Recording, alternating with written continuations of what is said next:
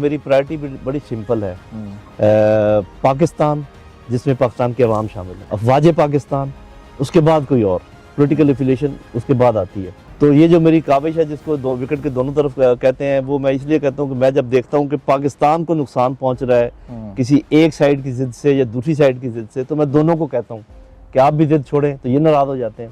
جب ان کو کہتا ہوں آپ ضد چھوڑیں تو وہ ناراض ہو جاتے ہیں۔ تو اس لیے یہ تاثر ہے عام طور پہ کہ دونوں طرف وکٹ پہ کھیلنے کا۔ دیکھیں اللہ تعالیٰ کے فضل و کرم سے، اور یہ میں اس ملک کا احسان مند ہوں کہ جو کچھ مجھے ملا اس سے ملا، فوج کا احسان مند ہوں کہ انہوں نے مجھے دیا، اور ہمیشہ میں رہوں گا۔ میں کبھی فوج کے خلاف نہیں ہو سکتا۔ میں ایک ہی بات کہتا ہوں، فوج جب تک مضبوط رہے گی تو آپ کے پاکستان کا تحفظ رہے گا، ورنہ یہ کوئی اور تحفظ نہیں۔ عوام کبھی بھی تحفظ نہیں کر سکتے۔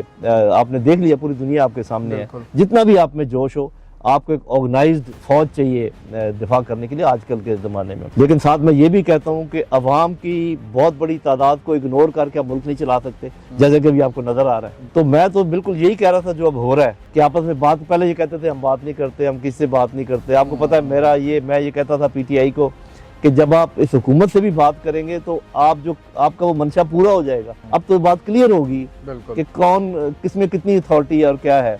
لیکن ادھر سے بھی ہے، وہ بھی میں ہمیشہ یہ کہتا رہا تھا کہ ادھر آپ نے اتھارٹی ایک بندے کے رکھی ہوئی ہے، اس حکومت نے اتھارٹی کہیں پیچھے رکھی ہوئی ہے۔ ہونا یہ چاہیے کہ جس کی اتھارٹی ہے وہ کام کرے۔ میں عمران خان صاحب کو یہ کہتا ہوں کہ جب آپ 3-4 بندوں کو آپ اپوائنٹ کر دیتے ہیں تو ان کو اتھارٹی دیں کہ وہ بات کریں، آپ ان کو بتا دیں یہ آبجیکٹو ہے، ہم نے یہ حاصل کرنا ہے، تو آپ نیگوشیٹ کریں بجائے اس کے کہ روز دوڑے میرے پاس آئیں۔ اس طریقے سے جو حکومت ہے، اس حکومت نے تو رہنا ہی اس وقت تک ہے جب تک کہ بات چیت نہیں ہو جاتی پی ٹی آئی کی اور اسٹیبلشمنٹ کی۔ جب پی ٹی آئی اسٹیبلشمنٹ کی بات چیت ہوگی تو یہ تو گئے، تو یہ کیوں انٹرسٹڈ ہوں گے اس میں؟